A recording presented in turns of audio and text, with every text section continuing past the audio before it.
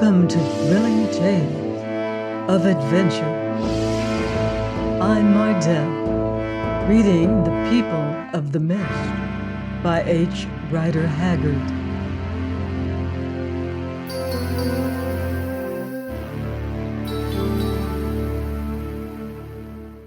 Chapter 5. Otter Gives Counsel. When the burial was finished, and Thomas Outram slept his last sleep beneath 6 feet of earth and stones, his brother took out the prayer book that Jane Beach had given him, which in truth formed all his library, and read the funeral service over the grave, ending it by the glare of the lightning flashes.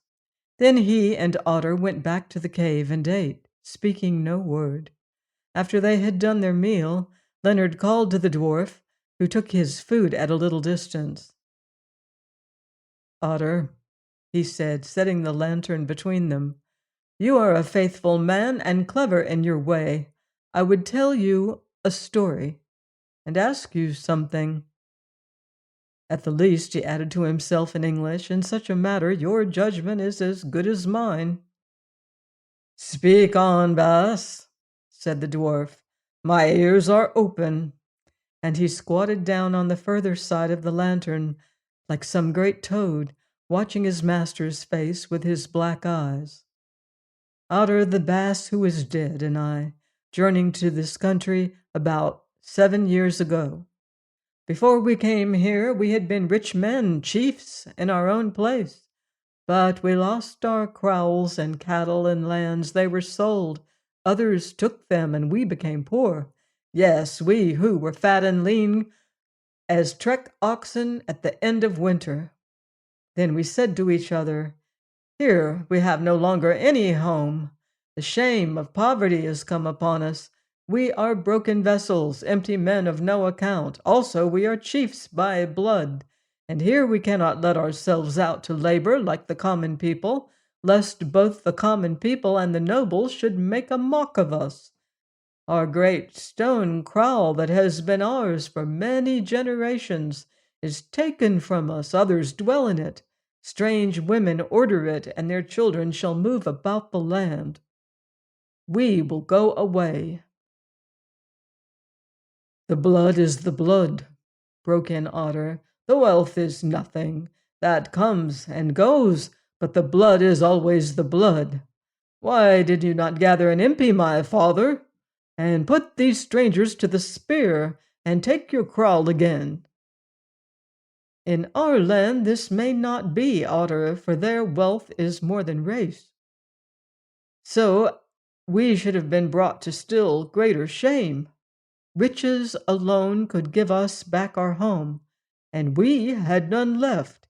Therefore we swore an oath together, the dead Bass and I, that we would journey to this far country and seek to win wealth, that we might buy back our lands and kraal, and rule over them as in past years, and our children after us."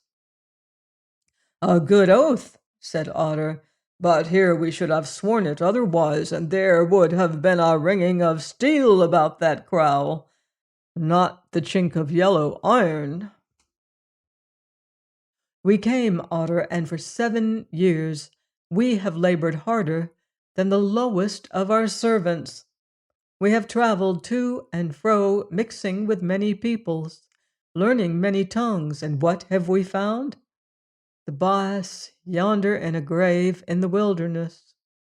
Aye, the food that the wilderness gives, no more." "A poor wage so far," said Otter. "Ah, the ways of my people are more simple and better. A red spear is brighter than the red gold, yes, and it is more honest." "The wealth is unwon, Otter, and I have sworn to win the wealth or die. But last night I swore it again to him who lies dead." "It is well, Baas. An oath is an oath, and true men must keep it. But riches cannot be gathered here, for the gold, most of it, is hid in those rocks that are far too heavy to carry, And who may charm gold out of the rock? Not all the wizards in Zululand. At the least, you and I cannot do it alone, even should the fevers spare us. We must trek, Bass, and look elsewhere. Listen, Otter, the tale is yet to tell. The Bass who was dead dreamed before he died. He dreamed that I should win the gold, that I should win it by the help of a woman, and he bade me wait here a while after he was dead. Say now, Otter, you who come of a people learned in dreams, and are the child of a dream doctor, was this a true dream or a sick man's fancy? Nay, Bass, who can tell for sure? The dwarf answered, then pondered a while, and set himself to trace lines in the dust of the floor with his finger. Yet I say, he went on, that the words of the dead, uttered on the edge of death, shall come true. He promised that you should win the wealth. You will win it by this way or that, and the great kraal across the water shall be yours again, and the children of strangers shall wander there no more. Let us obey the words of the dead, and bide here a while as he commanded. 7 days had passed, and on the night of the 7th, Leonard Outram and Otter sat together once more in the little cave on Grave Mountain, for so they named this fatal spot. They did not speak, though each of them was speaking after his own fashion, and both had cause for thought. They had been hunting all day, but killed nothing except a guinea fowl, most of which they had just eaten. It was the only food left to them. Game seemed to have abandoned the district. At least they could find none. Since his brother's death, Leonard had given up all attempt to dig for gold. It was useless. Time hung heavy on his hands, for a man cannot search all day for buck which are not. Gloom had settled on his mind also. He felt his brother's loss more acutely now than on the day he buried him. Moreover, for the first time he suffered from the symptoms of the deadly fever which had carried off his 3 companions. Alas, he knew too well the meaning of this lassitude and nausea, and of the racking pain which from time to time shot through his head and limbs. That was how his brother's last sickness had begun. Would his own days end in the same fashion? He did not greatly care. He was reckless as to his fate, for the hard necessities of life had left him little time or inclination to rack himself with spiritual doubts. And yet it was awful to think of. He rehearsed the whole scene in his mind again and yet again, until it became a reality to him. He saw his own last struggle for life and Otter watching it. He saw the dwarf bearing him in his great arms to a lonely grave there to cover him with earth, and then with a sigh to flee the haunted spot forever. Why did he stop to die of fever? Because his brother had bidden him to do so with his dying breath, because of a superstition, a folly which would move any civilized man to scorn. Ah, there was the rub. He was no longer a civilized man. He had lived so long with nature and savages that he had come to be as nature makes the savage. His educated reason told him that this was folly, but his instinct, that faculty which had begun to take the place of educated reason with him, spoke in another voice. He had gone back in the scale of life. He had grown primitive. His mind was as the mind of a Norseman or of an Aztec. It did not seem wonderful to him that his brother should have prophesied upon his dying bed. It did not strike him as strange, even that he should believe in the prophecy and act upon it. And yet he knew that in all probability this obedience would result in his own death. Those who have lived much with nature will in some degree be familiar with such sensations, For man and nature are ever at variance, and each would shape the other to its ends. In the issue, nature wins. Man boasts continually of his conquests over her, her instincts, her terrors, and her hopes. But let him escape from out his cities and the fellowship of his kind. Let him be alone with her for a while. And where is his supremacy? He sinks back onto her breast again, and is lost there, as in time to be all his labor shall be lost. The grass of the field and the sand of the desert are more powerful than Babylon. They were before her. They are after her. And so it is with everything physical and moral in their degrees. For here rules a nurse whom we human children must obey at last, however much we may defy her. Thus brooded Leonard as he sat, his hands in his pockets, and an empty pipe between his teeth. Their tobacco was done, and yet he drew at the pipe, perhaps from habit. All the while Otter watched him. "Bass," he said at length, "you are sick, Bass." "No," he answered, "that is, perhaps a little." "Yes, Bass, a little. You have said nothing, but I know, I who watch. The fever has touched you with his finger. By and by he will grip you with his whole hand, and then, Bass." "And then, Otter, good night." "Yes, Bass, for you good night. And for me what? Bass, you think too much, and you have nothing to do. That is why you grow sick. Better that we should go and dig again." "What for, Otter? Ant bear holes make good graves." "Evil talk, Bass.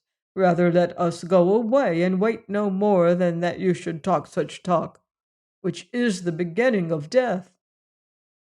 There was silence for a while. "The truth is, Otter," said Leonard presently, "we are both fools. It is useless for us to stay here with nothing to eat, nothing to drink, nothing to smoke, only the fever to look forward to, expecting we know not what. But what does it matter? Fools and wise men all come to one end. Lord, how my head aches, and how hot it is. I wish we had some quinine left. I'm going out." And he rose impatiently and left the cave. Otter followed him. He knew where he would go, to his brother's grave. Presently there they were, standing on the hither edge of a ravine. A cloud had hidden the face of the moon, and they could see nothing, so they stood a while idly waiting for it to pass. As they rested thus, suddenly a moaning sound came to their ears, or rather a sound which, beginning with a moan, ended in a long, low wail. "What is that?" asked Leonard, looking towards the shadows on the further side of the ravine, whence the cry seemed to proceed. "I do not know," answered Otter, "unless it be a ghost, or the voice of one who mourns her dead." "We are the only mourners here," said Leonard, and as he spoke, once more the low and piercing wail thrilled upon the air. Just then the cloud passed.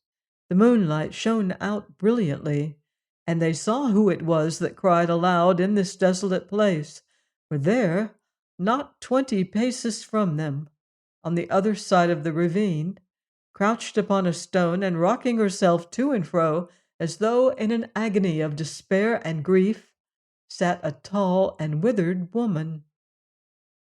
With an exclamation of surprise, Leonard started towards her, followed by the dwarf. So absorbed was the woman in her sorrow that she neither saw nor heard them. Even when they stood close to her, she did not perceive them, for her face was hidden in her bony hands. Leonard looked at her curiously. She was past middle age, but he could see that once she had been handsome, and for a native very light in color. Her hair was grizzled and crisp, rather than woolly, and her hands and feet were slender and finely shaped. At the moment he could discern no more of the woman's personal appearance, for the face was covered, as has been said, and her body wrapped in a tattered blanket. "Mother," he said, speaking in the Sisutu dialect, "what ails you that you weep here alone?" The stranger let drop her hands and sprang up with a cry of fear. As it chanced, her gaze fell first upon the dwarf Otter, who was standing in front of her, and at the sight of him the cry died upon her lips, and her sunken cheeks, clear-cut features, and sullen black eyes became as those of one who is petrified with terror. So strange was her aspect indeed, that the dwarf and his master neither spoke nor moved. They stood hushed and expectant. It was the woman who broke this silence, speaking in a low voice of awe and adoration, and as she spoke, sinking to her knees. "And hast thou come to claim me at the last?" she said, addressing Otter. "O thou whose name is Darkness, to whom I was given in marriage, and from whom I fled when I was young, do I see thee in the flesh? Lord of night, king of blood and terror, and is this thy priest? Or do I but dream? Nay, I dream not. Slay on, thou priest, and let my sin be purged." "Here it seems," said Otter, "that we have to do with one who is mad." "Nay, Jal," the woman answered, "I am not mad, though madness has been nigh to me of late." "Neither am I called Jal or Darkness," answered the dwarf with irritation. "Cease to speak folly, and tell the White Lord whence you come, for I weary of this talk." "If you are not Jal, Black One, the thing is strange, for as Jal is, so you are. But perchance it does not please you, having put on the flesh, to avow yourself before me. At the least, be it as you will.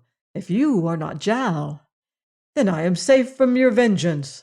And if you are Jal, I pray you forget the sins of my youth and spare me." "Who is Jal?" asked Leonard curiously.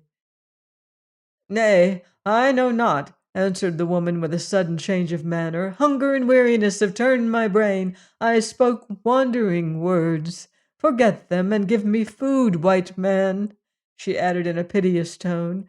"Give me food, for I starve." "There is scant food here," answered Leonard, "but you are welcome to it. Follow me, mother." And he led the way across the donga to the cave, the woman limping after him painfully. There Otter gave her meat, and she ate as one eats who has gone hungry for long, greedily and yet with effort. When she had finished, she looked at Leonard with her keen dark eyes and said, "Say, White Lord, are you also a slave trader?" "No," he answered grimly, "I am a slave." "Who is your master, then, this Black One here?" "Nay, he is but the slave of a slave. I have no master, mother. I have a mistress, and she is named Fortune." "The worst of mistresses," said the old woman, "or the best, for she laughs ever behind her frown, and mingles stripes with kisses." "The stripes I know well, but not the kisses," answered Leonard gloomily, then added in another tone, "What is your errand, mother? How are you named?